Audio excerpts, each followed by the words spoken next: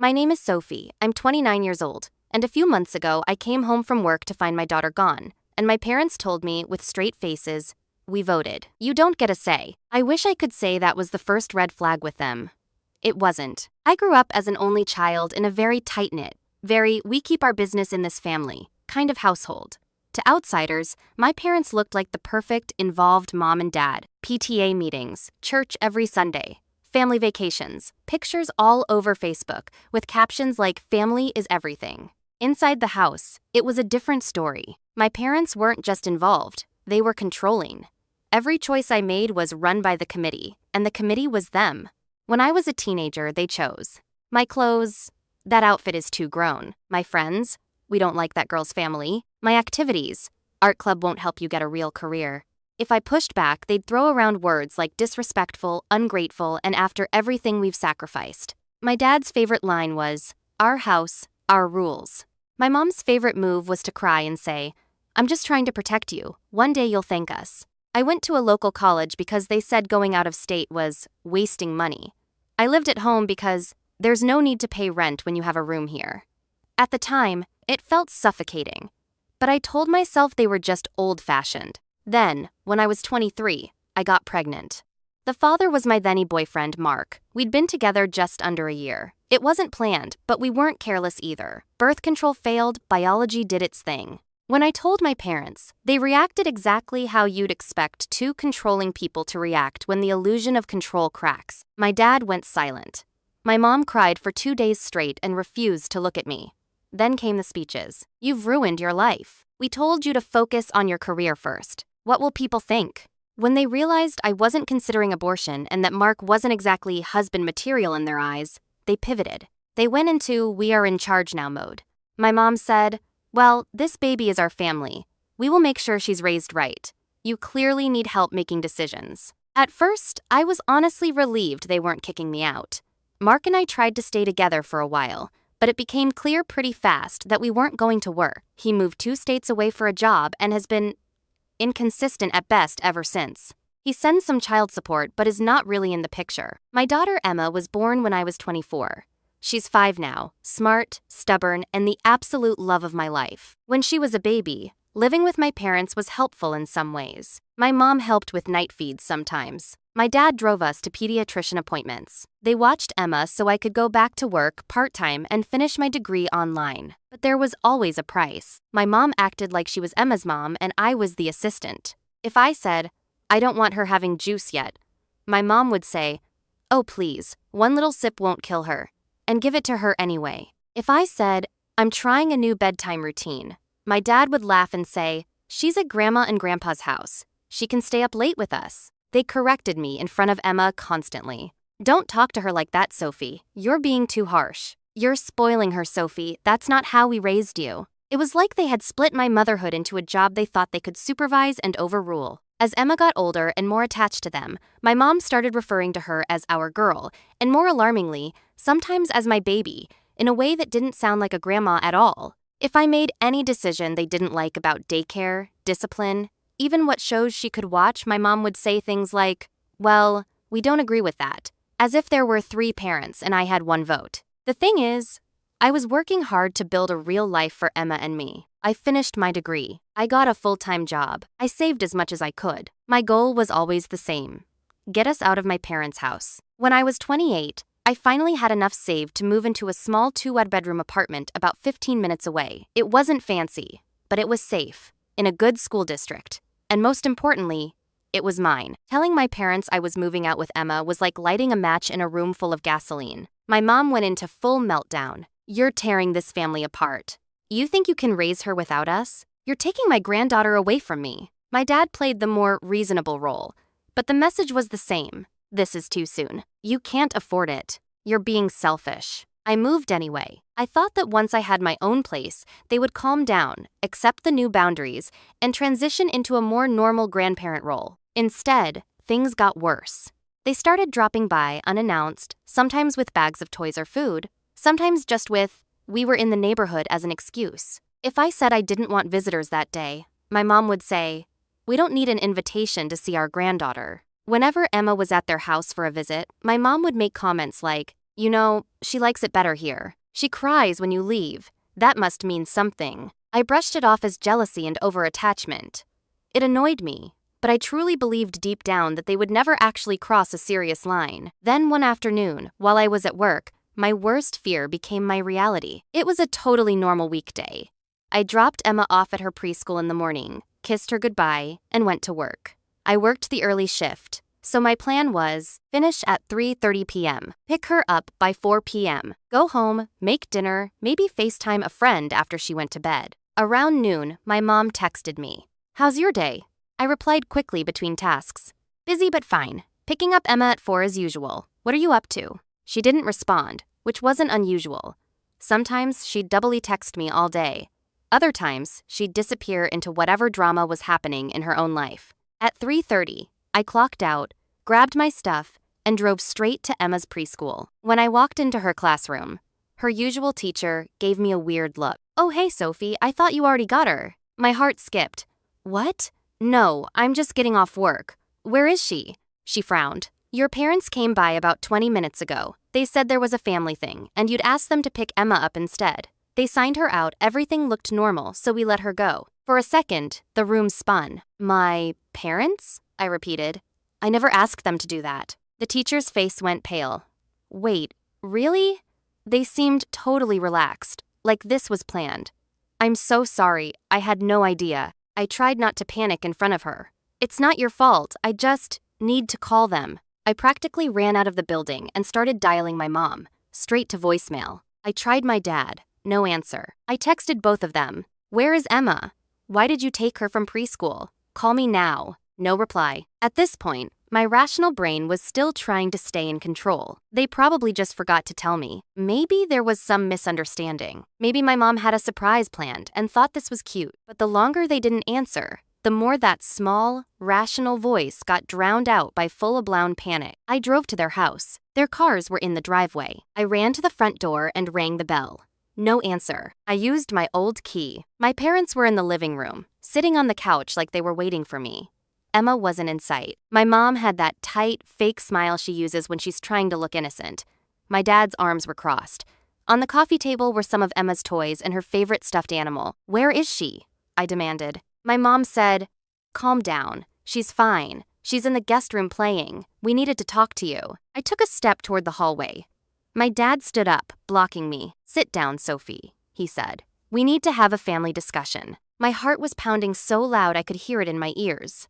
"Move. I'm seeing my daughter first." He didn't move right away. For a second, I seriously considered shoving past him.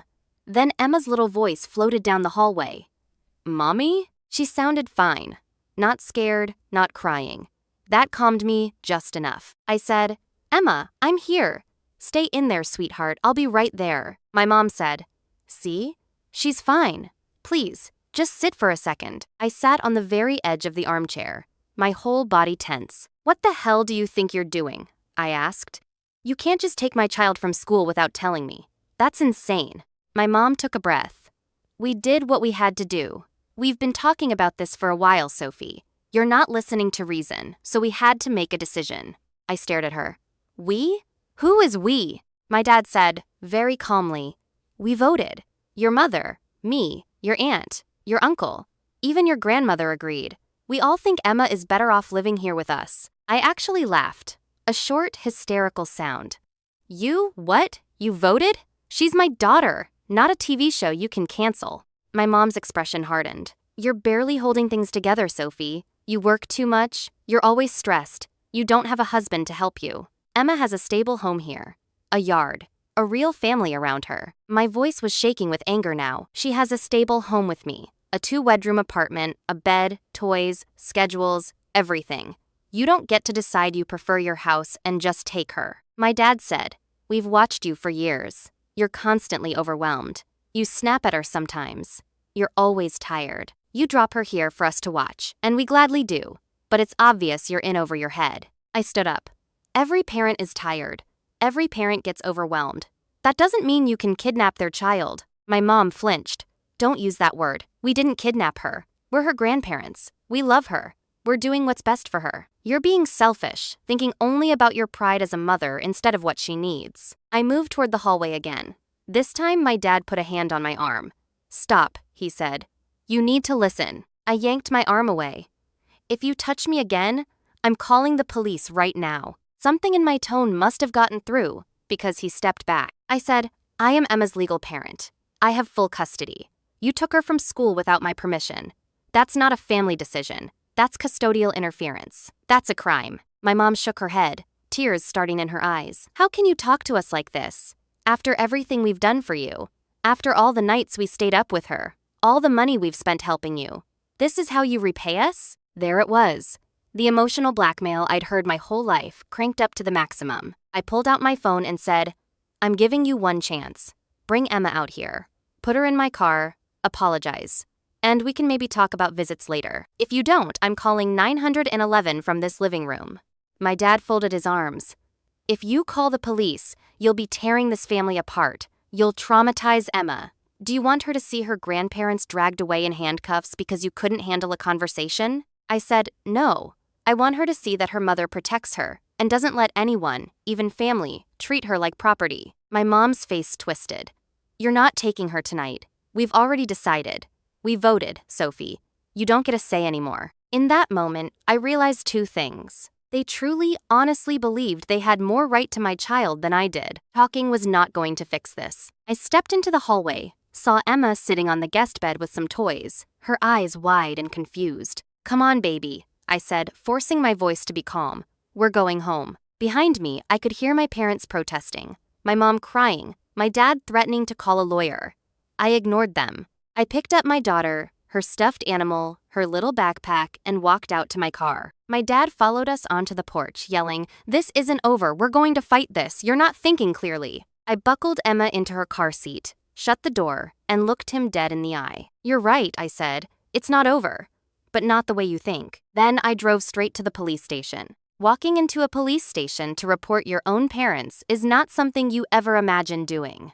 I sat in the waiting area with Emma next to me, coloring on a scrap piece of paper one of the officers gave her, and felt like I was having an out-of-body experience. When it was my turn to speak to an officer, I laid everything out. That I have full legal custody. That my parents had picked my daughter up from preschool without my permission. That they had admitted to me that they voted and decided to keep her. That they told me I don't get a say anymore. The officer took it seriously, which was both shocking and validating. He asked, Do you feel that your daughter is in immediate danger right now? I looked over at Emma. She was safe in that moment, sitting in the station with me. But the thought of sending her back to my parents' house after what they'd just done, not physically, maybe, I said, but emotionally, yes.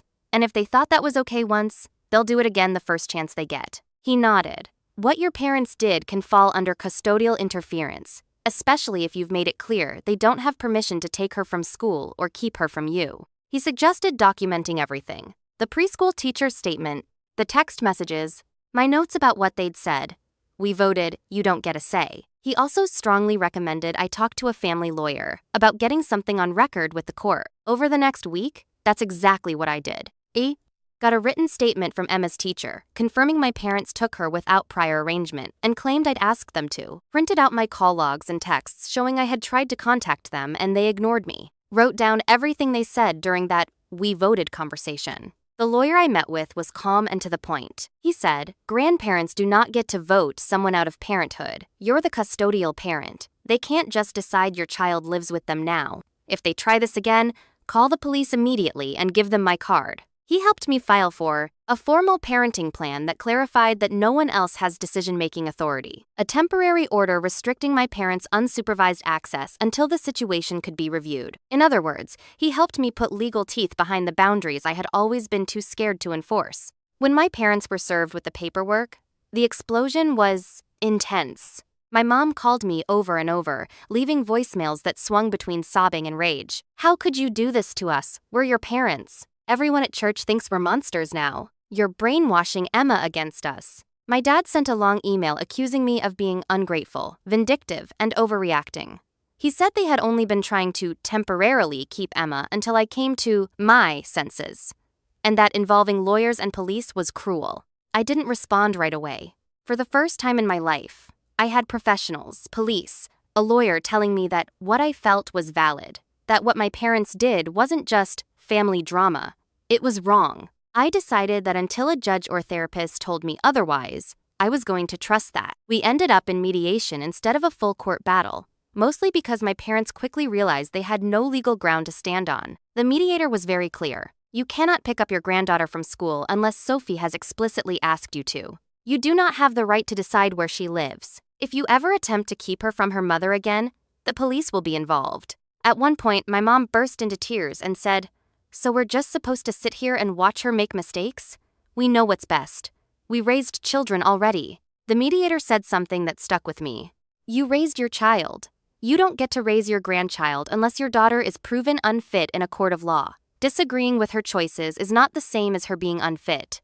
After that session, my parents' energy shifted. They stopped trying to argue that they were right and moved into a self-plibity mode. We're the victims here. Our own daughter thinks we're criminals. We were just trying to help. I made a decision that some people in my wider family think is harsh. I went low contact to the point of almost no contact. Right now, they do not have keys to my apartment. They do not have permission to pick Emma up from school, ever. Any visit they get is scheduled, supervised by me, in a neutral place, like a park or a play cafe. More importantly, I stopped sharing details of my life with them. No more running things by the committee. No more telling them my work schedule so they can drop by.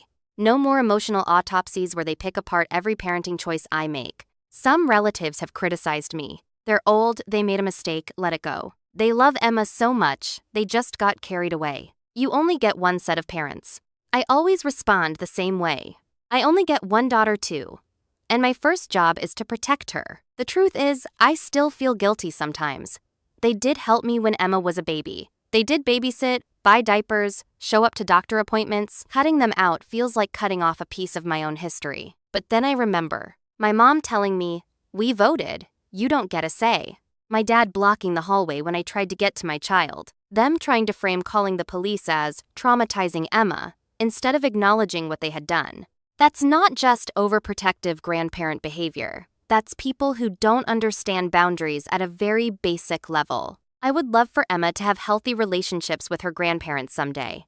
I'm not rooting for lifelong estrangement. But that can only happen if they truly accept that I am the parent. They never again treat my child like a piece of shared property they can vote on. They respect the legal and personal boundaries we've put in place. So far, they haven't shown that they're capable of that. So I'm choosing distance. Because I would rather Emma grow up with fewer grandparents than grow up thinking it's normal for people who love you to ignore your autonomy and use emotional blackmail to get their way. So now I'm asking you all, was I wrong for calling the police, hiring a lawyer, and putting strict limits on my parents' access after they took my daughter and told me, "We voted, you don't get a say"? Should I have tried harder to keep the peace because family is family?